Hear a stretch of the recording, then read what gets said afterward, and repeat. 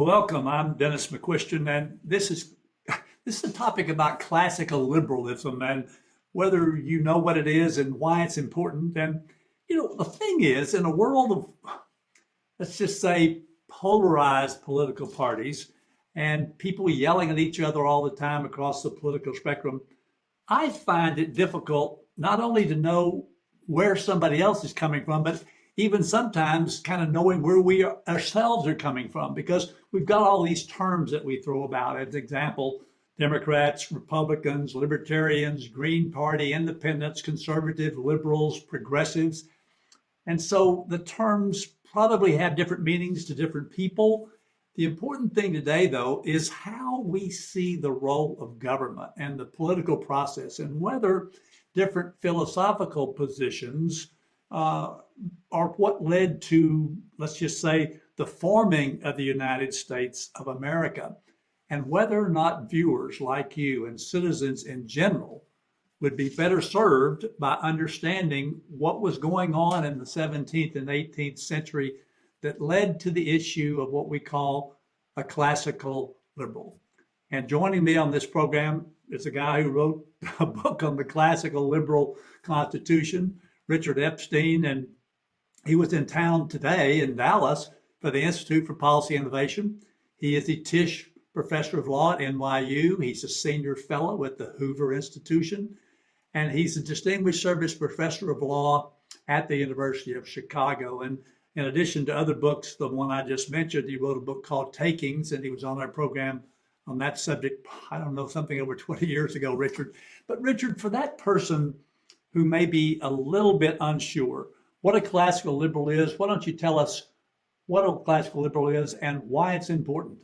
Oh, it's a very funny term because none of the classical liberals that we know, the people at the founding parties and their intellectual heirs, Locke, people like Hobbes in a strange way, but not quite, Hume, Madison, and so forth, would ever call themselves classical liberals.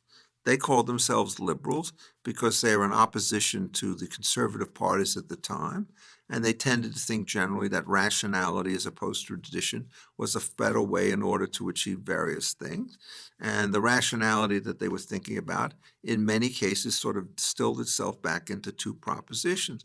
One was an anti-mercantilist proposition associated with Adam Smith.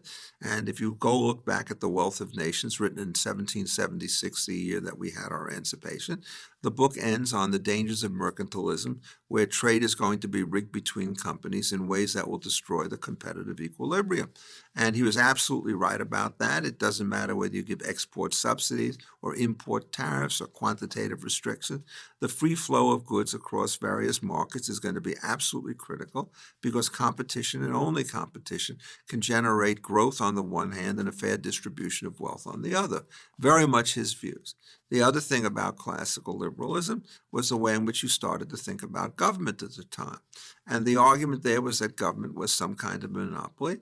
And if you give all the keys to a single Hobbesian king, what's going to happen is the institutions that you want to create on the private market side, that is, competitive institutions within states and across state boundaries, will not exist because some despot could absolutely shut them down. And there was the famous Hobbesian position, which says essentially there's a single sovereign with absolute power, and the way in which people keep them in line is to kill themselves or to rebel against them if something goes wrong. And there was much of that in John Locke. When he said, you get to a tyrant, what do? You appeal to heaven, was his phrase. And that meant what you did is you essentially staged a principled revolution in an effort to get things back to the equilibrium. So as always, the other problem is how you keep competitive markets when the ultimate source of political power was going to danger towards constitutional contraption. And we developed then a set of institutions, two of them most notably, to try to deal with that problem. One of them was the institution of federalism, and the way in which it was described at the time is the federal government gets limited and enumerated powers, and the state government has the so-called residual powers, large and diffuse and not mentioned. And so if you weren't in the enumerated list for the federal government, you were on the state side. And then you had separation of powers. So you have a president who runs the executive office, but his job is to enforce the laws that are passed by the legislative branch, the Congress with two houses. Those two houses are set up in tension to one another. The House of Representatives has 2-year terms. The Senate has 6-year terms. You have to initiate some bills like revenue bills in the House, and other bills could be initiated in either house. And then you have to have agreement between the House to get it passed. Then there's a presidential veto, which could be overridden by 2/3 of the vote of the House. And it's clearly an effort to make passing laws more difficult rather than easier, on the assumption if you don't know anything about the particular contents of the law, the presumption is you're better off without it, on the ground that less government has a presumptive legitimacy over claims for more government. And so you get this very complicated system, and the Constitution is a short document. It's under 8,000 words. And by the time they put it together, they were making some real speculations as to how things ought to work, because there was no system like this which had been created anywhere in the world. Well, I was going to say, let me stop you there for a second, Richard, because I think what you put your finger on there, that is something that probably most of our viewers would know and we think about, but we forget how unique the system was when it was set up. And in fact, I'll never forget, and you correct me if I'm wrong about this, but I believe after the Constitution, of course, was set up to, let's just say, amend the Articles of Confederation, but it ended up writing a new Constitution in 1787, if I'm not mistaken. And this lady named Mrs. Powell asked Benjamin Franklin after he came out of the meeting and said, "What have you gotten given us?" And he said, "Republic, if you can keep it." So differentiate, assuming if that's accurate, what is a republic? And then we always talk about democracy these days. I mean, that's fuzzy. The choice of the word republic was not an accident. In standard political theory at the time, there were 3 sets of oppositions. There was royalty, a good king and a despot. There was an aristocracy of fine gentlemen. There was an oligarchy of evil gentlemen. And there was a republic which was organized in an enlightened fashion. And there was a democracy which was thought to be some kind of a rabble. And the difference between a republic and a democracy was in its structures and its institutions. Democracy, you were always worried about the question of whether you have 50% plus 1 majority, and you could wipe out the minority. And when they started to talk about the basic constitution without the Bill of Rights, the first intuition was that we're going to create very complicated legal processes which will make it hard for anybody to take over the whole system. And that's what led to having a separate Congress with House and Representatives, the veto power, and all the rest of that stuff. And the theory at the time of the Constitution is, to quote Alexander Hamilton's famous work, he says that the strongest Bill of Rights is essentially a structural constitution. It was very clear in the 1787 ratification debates that other people did not buy that. And what they said is you have to put in a Bill of Rights. Nobody thought at that particular time that you could do it before you ratified the Constitution. So there's a kind of an intertemporal deal. You pass this particular Constitution, and then when we get Congress into session, we'll adopt the Bill of Rights, which they did in 1791. And the bill, of course, was subject to a lot of contention, and there were all sorts of different provisions in there, each of which has generated its own fair of interpretive difficulties. But the basic kind of notion was that the First Amendment put limits on the power of Congress to pass laws abridging the freedom of the speech of the press or the establishment of the religion. And so you went through other them. And the other major ones here are 2 from the Fifth Amendment, which is one of them says you can't take property without due process of law. And the other one was essentially the takings clause, nor shall private property be taken for public use without just compensation. And so the question is exactly how you read these things. So if you're a classical liberal, you're not a libertarian for one reason. The libertarians essentially believe that the function of the government is to prevent the use of force and fraud in all human interaction. And I think they're surely right to say that if you define these things correctly, stopping them is an essential element of peace. If people are allowed to threaten force in order to obtain what they want, the entire country will go to pieces. Every group will threaten every other group with violence if they don't comply. And so everybody believes that. But it turns out if you're a classical liberal, you don't think that protecting against force and fraud is going to be sufficient. And the first problem that you have is how you're going to run the protection. If you don't have any revenues for a government, who's going to protect whom from what? you'll be back in the state of nature. And there's the famous passages in Locke in the second treatise, which says that's just not going to work. So all of us have to surrender some of our property to the government, and in exchange, they receive the protection that it could afford to lives, liberties, and properties that we have. And that model was very much on the mind of the farmers. And so, unlike the libertarians who are opposed to taxes in principle, but accept them reluctantly in practice, the classical liberal says we have to have taxes. And then the question is how we organize them.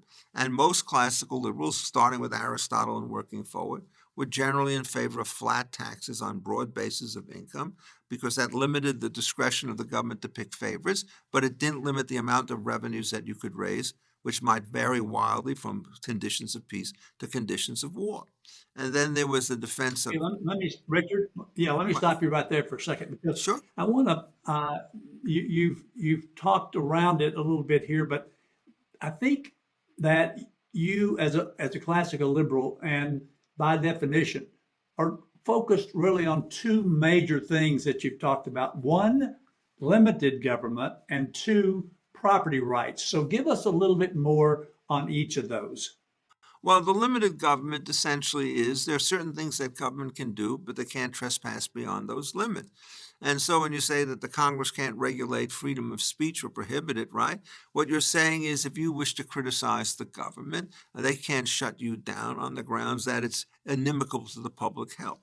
And on the other hand, if you start to speak something which turns out to be absolute lies about another individual, you're going to have to allow somebody to sue for defamation. And so the great problem with the First Amendment is you have to figure out which kinds of speeches are conducive to liberty and which kinds of speeches are essentially utterly inconsistent with it.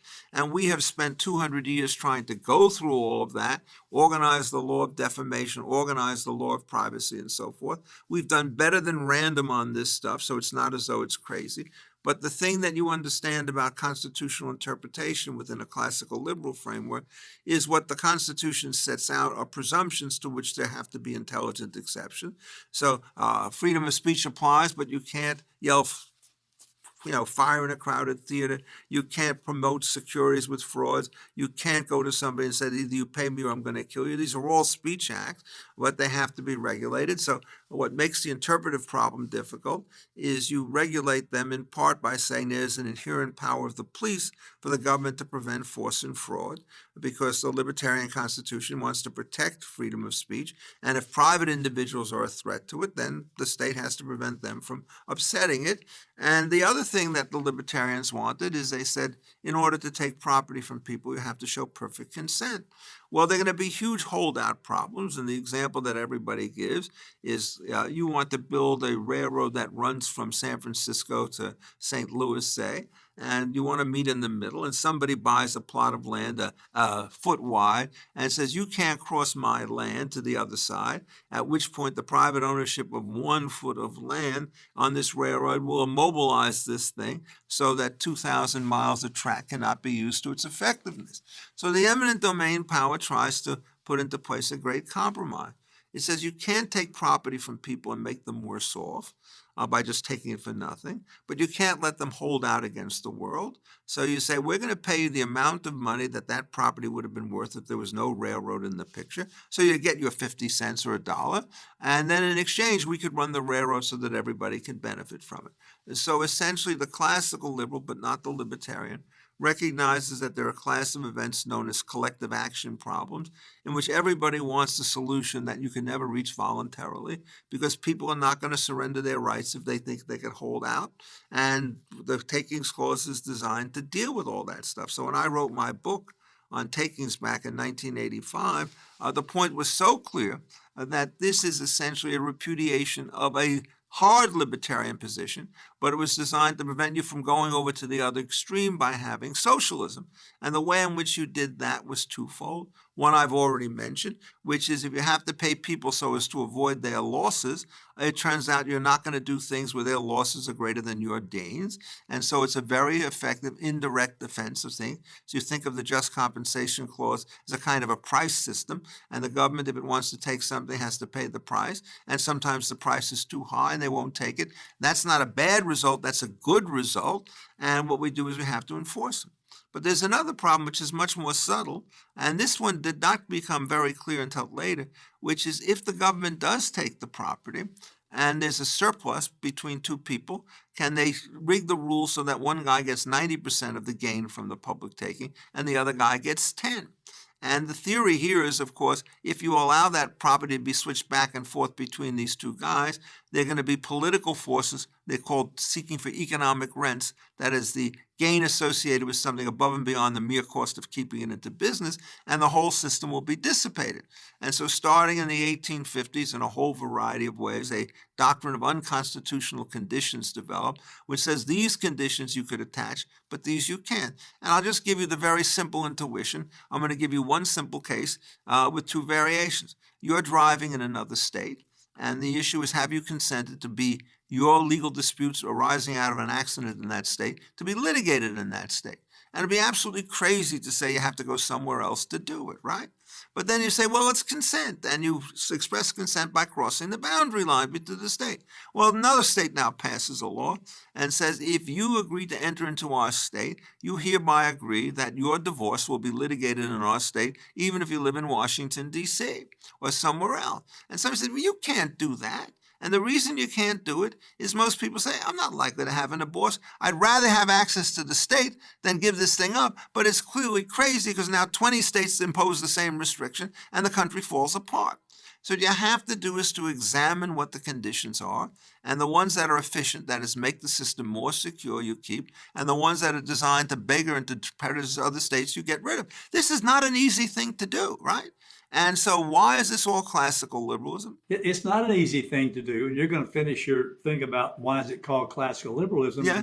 And when you do that, I want you to end up that statement you're going to make with the focus on freedom, which is the key, and then tie freedom and property rights together for us. Okay, well, this is tough, right? So you start looking at these kinds of situations and you realize that if the government has the power to take property and to distribute it to its friends and take it from somebody else, everything is in danger because you start to develop an investment and they'll find a strategy to take it.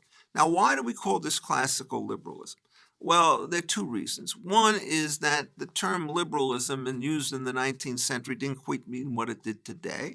And then when you get American modern liberalism, it's a big state and progressive government. So the word classical is added on to describe a regime which was never called classical at its own time, because there wasn't the progressive movement to deal with. And so if you ask Hume, were you a classical liberal, he would know what you were talking about. But in retrospect, it's clear that this is really important because this is the basic point. When a classical liberal believes that property must be taken for the common good, it doesn't believe in unrequited redistribution from one group of people up to another. And in fact, if you go back to the founding period, if you look at the list of powers that were enumerated to the federal government, running a welfare system was not one of them. The theory at the time was under federalism. Each state itself decides what kind of welfare system it wants to have. The federal government has nothing to do with it. The transformation from classical liberalism to a form of progressivism took place in the New Deal, where all of these traditional restraints imposed in the belief that it's really dangerous to move too fast are disappeared. Who's the chief villain of the piece? If there is one, it's probably Woodrow Wilson. He was a very famous, very distinguished man. And in 1885, when he was basically 29 years old, he published a book called Congressional Government, in which he glorified the administrative state and its expertise, and said that all these fussy rules about property rights and about separation of powers only prevent the public from articulate some great public goals and then having a bunch of technical experts try to implement them. And that expertise theme, coupled with the popular democracy theme, was what shaped a large amount of the work that was first done when Wilson, the same guy, when he becomes president in 1913. And he makes major reforms in this direction. And then by Franklin Roosevelt when he gets into power in 1933, after winning a pretty decisive investment. All right, let me stop you there. Okay. I want to go back. I want to go back to Woodrow Wilson just for a brief part. And didn't he spend some time in academia where you spend all of your time, Richard? He was a professor and he organized Princeton University. We worry about the universities today. I worry about the universities then. That's been over 100 years ago. All right, now you've done a pretty good job of differentiating between classical liberal and and today's liberal progressive Yeah. socialist, which I sort of put on a spectrum there. But what's the difference in a classical liberal and what we would call a conservative today? Well, I mean, it turns out it's less than you might think, but the basic argument with respect to classical liberalism was that in general you used a series of rational provisions and argumentation to organize the structure in question. So the English Constitution, by this definition, would be conservative because you cannot point to a defining event like the Constitutional Convention. What you do is you see a series of conventions developing over time through trial and error, and the conservative position generally says that if it's a tradition that has lasted for a long period of time, by and large, it's going to be something that you don't want to meddle with. So the conservative position is essentially much more proactive and cautious. And in England, it turns out there wasn't any great transformation. And so it worked pretty well. To this very day, the English don't have a written constitution. And it was only in 2009 that they put together a Supreme Court. It used to be before then that the House of Lords had a specialized group of individuals who formed the judicial branch, and they were sitting there in this aristocratic body, and it seemed to work. And in fact, in the United States, Connecticut had such a system when it was early on because the states had a lot of variations in the way at which it went. But when you came to Philadelphia, what you mentioned was, well, they had to figure out what to do with the Articles of Confederation. And what they did is they looked at the Articles of Confederation and they said, this horse won't run. And so what they decided to do was to start over again. And then what they did is they had a very sneaky provision in this new Constitution, which says it will only take place if 9 out of 13 states sign it. So it has to be a clear majority. And then only among the states that sign it, right? And so what they did is, instead of having to have unanimous consent to change the thing, they put this in place. And there were people like the Providence Plantations in Rhode Island, which didn't even bother to show up at the convention. So if there had to be unanimity, it would never happen. Well, then what they have to do is they got to figure out how they're going to negotiate this stuff. And the key feature for here is what's the role of state rights in the way in which this thing is going to be organized.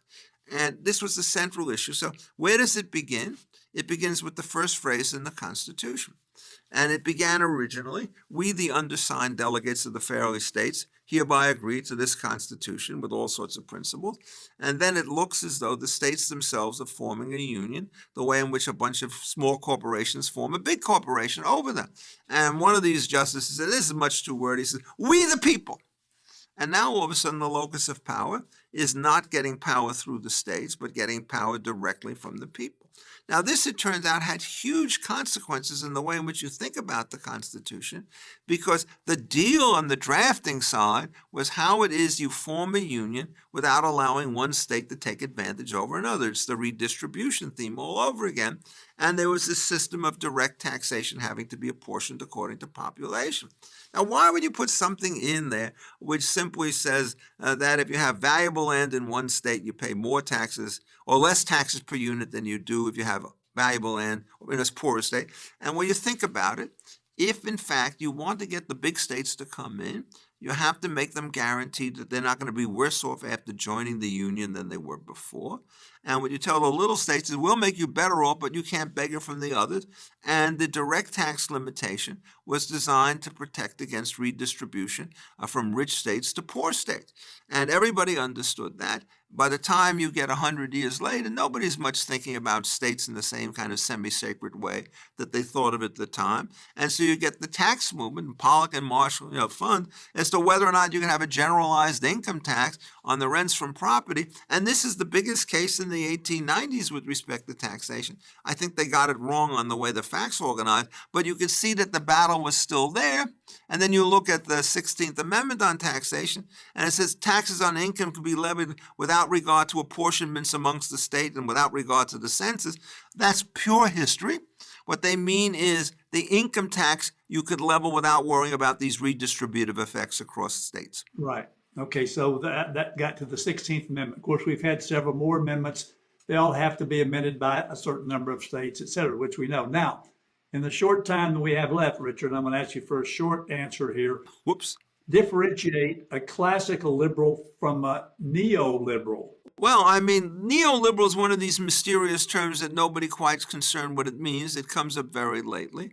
But sometimes a neoliberal is the kind of person who sorts of believes, oh, what we think is that in order to have the Constitution work, we not only have to have these structural kinds of situations, but we have to have a value structure which we're going to impose on everybody else. Say a religious belief of one form or another, or a kind of view of what we regard a decent person and human being to be. The classical liberal says the ends that most individuals choose are in accordance with their own taste, and we don't have a filter saying, well, you want to play poker and I want to read novels. Neoliberals, some of them, and sometimes they don't use that term, the new movement is, well, there's a set of preferred values that the state must implement, and if it starts to use individual choice to get them to non-preferred situation, then this is essentially a breakdown of the moral order of society. And my own view about that is it's very wrong, and I would put the point to you this way, is that when you have a society which is highly organized and homogenous on what they believe, a program, say, like Denmark before the recent invasions, or Norway and Sweden, where everybody has come to the same stock and they kind of share everything else. It's like a big old happy family. You can tolerate more redistribution in a state like that because everybody sort of has an interest in the welfare of the people who are net winners. So you give universal education, a place where everybody goes to college. Well, you get more people in college. Nobody's going to find. But the United States is now an ethnic melting pot with all sorts of different peoples, all sorts of different groups, and their priorities are not aligned at all. And so the theory of the classical liberal constitution is you only want to use coercion in the organization of a government if, in fact, you're going to do something which is going to advance the welfare of everybody within the state within roughly the same proportion. And I think what you have to do is to recognize that expertise can be used for good purposes or for bad purposes. And the thing that you have to understand is how you keep the institutions from making it used for bad purposes. And our friend, one last sentence, that our friend Madison said is enlightened people will not always be at the helm. And that's why you have to be careful on how you structure government. Unfortunately, you're right about that, my friend. And today's United States sort of proves that in the last few decades. Well, thank you again, Richard, because, frankly, for you watching, it doesn't matter to me what you call yourself, but we hope that this program has given you some very good perspectives on what classical liberalism is, why it's important, at least important to think through, whether it changes anything that you think about politically or not is certainly up to you. Check our McCuistionTV.com for the previous program we did with Richard on the Supreme Court and all sorts of other things, and follow us on social media because, as always, we talk about things that matter with people who care.